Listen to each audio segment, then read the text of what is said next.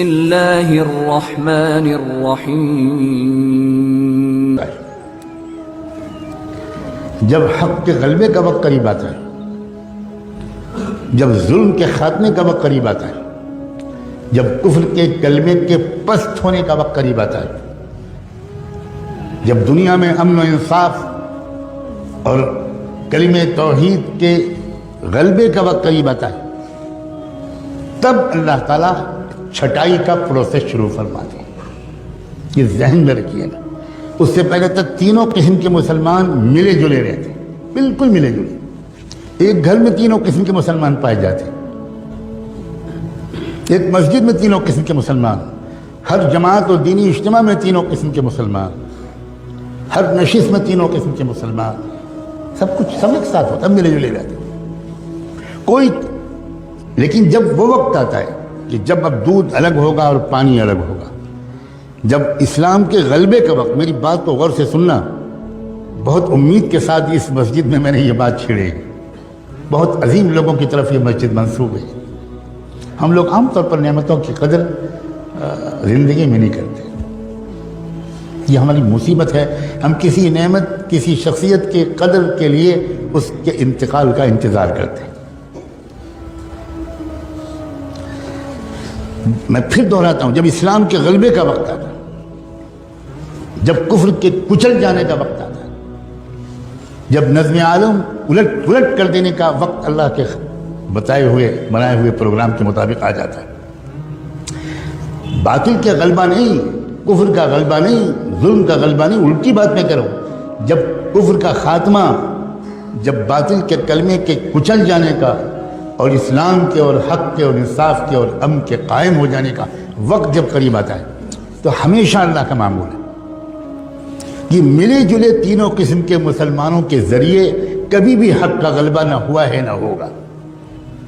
اس سے پہلے اللہ تعالیٰ ایک پروسیس شروع کرتے ہیں، ایک ترتیب ہے اللہ تعالیٰ کی، وہ یہ کہ چھانٹ دوں گا میں، پہلے قسم کے مسلمانوں کو الگ کر دوں گا اور دوسرے قسم کے مسلمان بھی پیچھے پیچھے ان کے ساتھ رہیں گے، لیکن تیسرے قسم کے ایک انسان کو بھی میں اپنے مقبول بندوں اور بندیوں کے ساتھ کھڑے رہنے کی اجازت دے دوں۔ پھر میل تو چھٹے گا، الگ ہوگا۔ اور اس کا طریقہ کیا ہوتا ہے؟ اس کا طریقہ اللہ کی طرف سے یہ ہوتا ہے کہ کفر ظلم شروع کرتا ہے، ستانا شروع کرتا ہے، بڑھتا چلا جاتا ہے ظلم، ٹارچر ہوتا ہے، چلتے پھرتے مسلمانوں کو مارا جاتا ہے، جیلوں میں ٹھوسا جاتا ہے۔ یہ طریقہ ہے اللہ کا، یہ فلاں حکومت کر رہی ہے، فلاں حکومت کر رہی ہے، یہ ظاہری طور پر ہم کو اسباب کے اعتبار سے کچھ کام کرنا ہماری ذمہ داری ہے، لیکن میں سمجھا رہا ہوں یہ اللہ تعالیٰ کا ہمیشہ سے یہ سسٹم ہے۔ اُذِينَا مِن قَبْلِ أَن تَأْتِيَنَا وَمِن بَعْدِ مَا جِئْتَنَا، بنو اسرائیل کے لوگوں نے موسیٰ علیہ السلام سے کہا تھا کہ پہلے بھی ہم ذلیل سمجھے جاتے تھے، فرعون کے لوگ ہم کو دلتوں سے زیادہ بدتر سمجھتے تھے، ہمیں غلامی کی زنجیروں میں جکڑ رکھا تھا، آپ آئے، ہم نے آپ پر ایمان ہم نے قبول کیا، ہم نے آپ کا ساتھ دیا، اس کے بعد بھی وہی ظلم ہم پر ہو رہا ہے۔ وہ ظلم اور ظلم میں فرق تھا۔ چنانچہ موسیٰ علیہ السلام نے بعد میں جو جوابات دیے اور بعد میں اس قوم کی تاریخ نے جو مرحلے طے کیے، تو اس نے بتایا کہ بہت فرق تھا ان دونوں قسم کو ظلم میں۔ چھٹائی لازمی ہے، لِيَمْحِصَ اللَّهُ الَّذِينَ آمَنُوا لِيَمِيزَ اللَّهُ الْخَبِيثَ مِنَ الطَّيِّبِ، قرآن نے 20 جگہ یہ بات بیان کی۔ چھٹائی تب ہوتی ہے، یہ ایک بات میں تیسری چوتھی بار دوہرا رہا ہوں، جب اسلام کے غلبے کا وقت قریب ہوتا، اس وقت اللہ تعالیٰ یہ برداشت نہیں کرتے کہ تیسری قسم کے لوگ یہ دوسری اور پہلی قسم کے والوں کے ساتھ رہے۔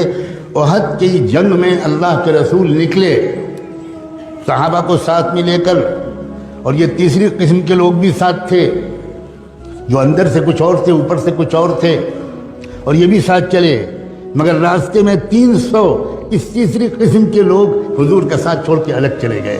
کیوں الگ چلے گئے؟ اس لیے کہ یہ اللہ کے نظام کے مطابق ممکن ہی نہیں تھا کہ یہ تیسری قسم کے لوگ اس فتح کے وقت میں ان کے ساتھ رہیں، یہ ممکن نہیں، یہ اللہ تعالیٰ کبھی نہیں ہونے دیتے۔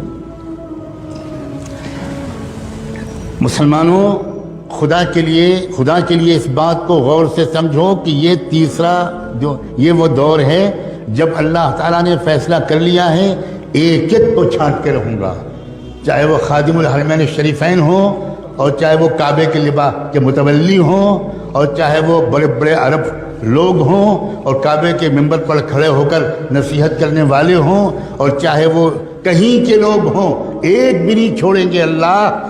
سب تھوڑے سے مٹھی بھر لوگ ہوں گے جن کو اللہ چن لیں گے، اور ان کے ذریعے سے پوری دنیا کے اندر ایسا انقلاب آ جائے گا کہ شجر و حجر بھی حیران رہ جائیں۔ یہ کیا ہو گیا؟ یہ سسٹم ہے اللہ کا۔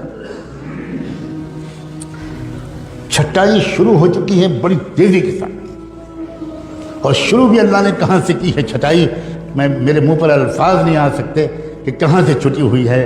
بدا الاسلام غریباً وسيعود غریباً کما بدا، وہاں سے چلے۔ اللہ تعالیٰ کے کوئی رعایت نہیں، تم ہاشمی ہو، تم مطلبی ہو، تم مکی اور مدنی ہو، تم قریشی ہو، اور تم فلاں ہو، اور تم سعودی ہو، اور تم یہ ہو اور وہ ہو، ہم تمہاری اندرون کی باتوں کو جانتے ہیں۔ وَمَن يَتَوَلَّهُم مِّنكُمْ فَإِنَّهُ مِنْهُمْ۔ یہ ہے دور، یہ عام دور نہیں ہے، یہ چھٹائی کا زمانہ ہے۔ آخری موقع ہے سنبھلنے کا، آخری موقع ہے توبہ کا، اور اپنی وفاداری کو ٹھیک کرنے کا۔ صرف ٹوپی پہن لینے کا نام بدلنا نہیں ہے، صرف کرتا پجامہ اور داڑھی کا نام بدلنا بالکل نہیں ہے۔ ہمیں جائزہ لینا پڑے گا کہ کیا ہم اسلام کے وفادار ہیں یا اپنی پارٹی کے وفادار ہیں، اپنی سیاسی پارٹی کے وفادار ہیں، اپنے لیڈر کے وفادار ہیں، اپنے پیٹ کو شرمگاہ کے وفادار ہیں، اپنی ذاتی انٹرسٹ اور اغراض کے وفادار ہیں۔ قدم قدم پر ٹکراؤ ہوگا، قدم قدم پر ٹکراؤ ہوگا۔ ایک طرف تقاضا ہوگا اسلام کی وفاداری کا، اس میں ممکن ہے تکلیفیں آئیں، بالکل آئیں گی، بالکل آئیں گی، جیل بھی آئے گی، پھانسی بھی ہوگی، سزائے موت بھی ہوگی، فقر و فاقہ بھی ہو سکتا ہے، پتہ نہیں کیا کیا ہو سکتا ہے۔ یہ تو بالکل یقینی بات ہے کہ چھٹائی لازمی ہے، مگر عجیب بات ہے یہ حالات اور یہ چھٹائی، خدا کرے اتنی ہی بات سے آپ سمجھ گئے ہوں، یہ انتہائی شاندار مستقبل کی علامت ہے۔ بات الٹی ہے۔ اگر اسلام کا غلبہ ابھی دور ہوتا، ابھی اس میں کئی صدیاں باقی ہوتی، تو میں پورے یقین کے ساتھ عرض کرتا ہوں اس مسجد میں بیٹھ کر کہ ابھی بھی وہ حالات نہ آتے، نہ یہاں آتے، نہ یورپ میں آتے، نہ امریکہ میں آتے، نہ عرب میں آتے، نہ مشرق میں آتے، نہ مغرب میں آتے، نہ شمال میں آتے، نہ جنوب میں آتے۔ ہر جگہ حالات اسی طرح کے آ رہے ہیں۔ یہاں آپ کوس لیجئے کہ بھی فلاں کی حکومت ہے، اور باقی جگہ یہ تو خداوندی ایک نظام ہے، اور اس نظام کو دیکھ کر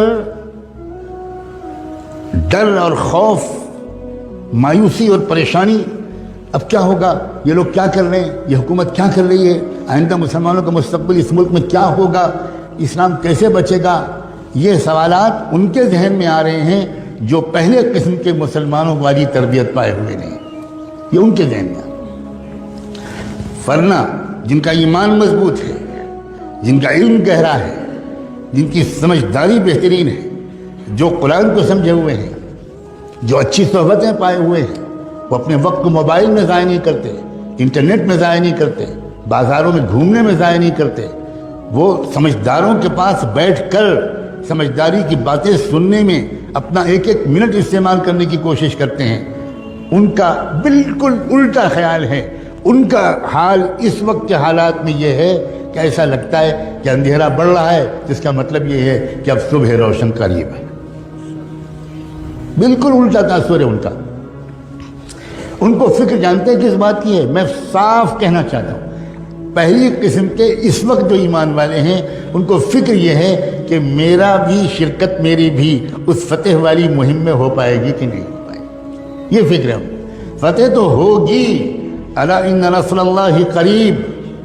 اس ملک کو بھی پہچاننا مشکل ہوگا، اس کے چپے چپے سے کلمہ توحید کی آواز آئے گی۔ یہ چمن معمور ہوگا نغمہ توحید سے، یقیناً اس میں کوئی شک نہیں ہے۔ فکر جو ہے اس پہلی قسم کے لوگوں کو وہ یہ کہ میری شرکت، میری اولاد کی شرکت، میرے جگر کے ٹکڑوں کی شرکت، میرے شاگردوں کی شرکت، میرے دوستوں کی شرکت، میرے قریبی لوگوں کی شرکت اس مہم میں ہو پائے گی کہ نہیں ہوگی۔ ہم تو نہیں کان پکڑ کے نکال دیے جائیں گے، ہم تو نہیں محروم کر دیے جائیں گے کہ نہیں نہیں نہیں تم نہیں شریک ہو، تم اس قابل ہی نہیں، ہم تم کو خوب پہچانتے ہیں، ہم تم کو خوب پہچانتے ہیں۔ لا تخرجوا، کیا ہے وہ جو کہا گیا تھا ان منافقین سے،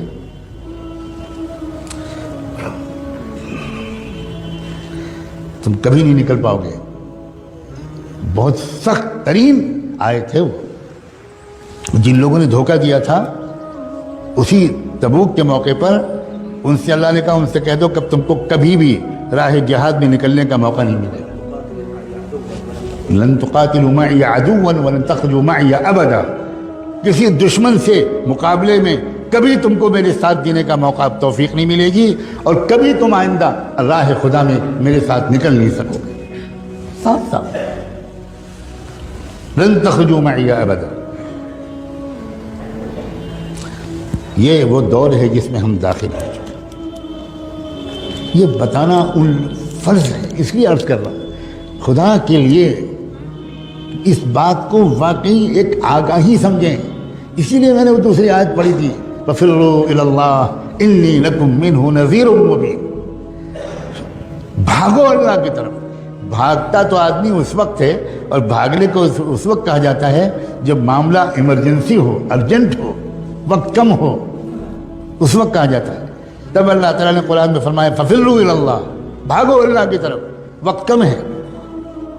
انی لکم منہ نذیر مبین، محمد حضور سے کہا گیا کہ یہ کہو کہ میں تم کو صاف صاف آگاہ کرنے کے لیے آیا ہوں۔ آگاہ کرنا، وارننگ دینا، بتانا کہ آگے کیا ہونے والا ہے، منزل آخری کیا ہے، راستہ کیا ہے۔ یہ وہ دور ہے۔